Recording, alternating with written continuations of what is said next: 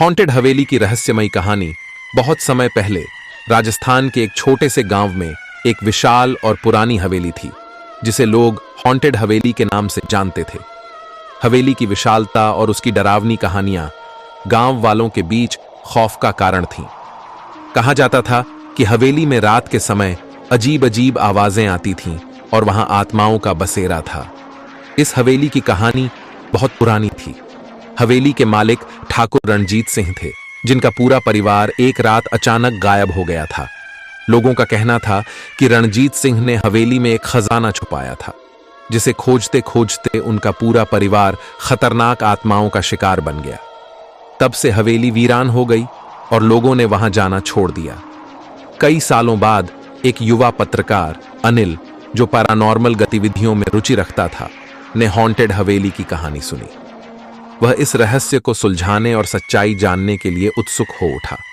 उसने फैसला किया कि वह खुद हवेली में जाकर इस रहस्य का पता लगाएगा। गांव वालों ने उसे बहुत मना किया, लेकिन अनिल ने किसी की नहीं सुनी और एक रात हवेली की ओर चल पड़ा।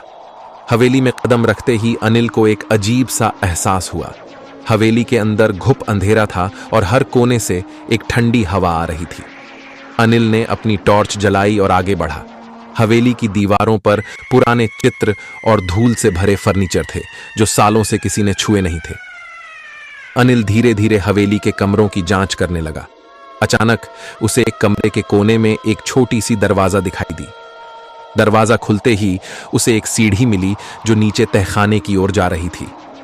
अनिल ने हिम्मत जुटाई और नीचे उतर गया। तहखाने में उसे एक बड़ा सा संदूक मिला। उसने संदूक को खोला तो उसमें बहुत सारे पुराने कागजात और एक डायरी मिली। अनिल ने डायरी को उठाया और पढ़ना शुरू किया। डायरी रणजीत सिंह की थी, जिसमें उसने अपनी पूरी कहानी लिखी थी। डायरी में लिखा था कि हवेली में छुपे खजाने की खोज में रणजीत सिंह और उनका परिवार अदृश्य शक्तियों का शिकार बन गए थे। आत्माओं ने उन्हें हवेली में कैद कर लिया था और वे सब कभी बाहर नहीं निकल पाए। डायरी पढ़ते पढ़ते अनिल को अचानक ठंडी हवा का एक झोंका महसूस हुआ। उसने पीछे मुड़कर देखा तो उसे रणजीत सिंह की आत्मा दिखाई दी।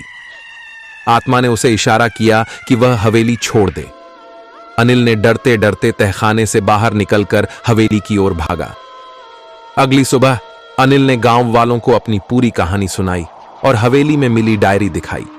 गांव वालों ने अनिल की बातों पर विश्वास किया और उन्होंने तय किया कि वे हवेली को हमेशा के लिए बंद कर देंगे, ताकि किसी और को वह दर्दनाक अनुभव न हो। इस घटना के बाद अनिल ने हॉन्टेड हवेली की कहानी अपने अखबार में प्रकाशित की और यह कहानी सबके बीच मशहूर हो गई। हवेली आज भी वीरान है, लेकिन अनिल की हिम्मत और खोज ने गांव वालों को उस रहस्य से रूबरू कराया, जिसने सालों से उन्हें डरा रखा था।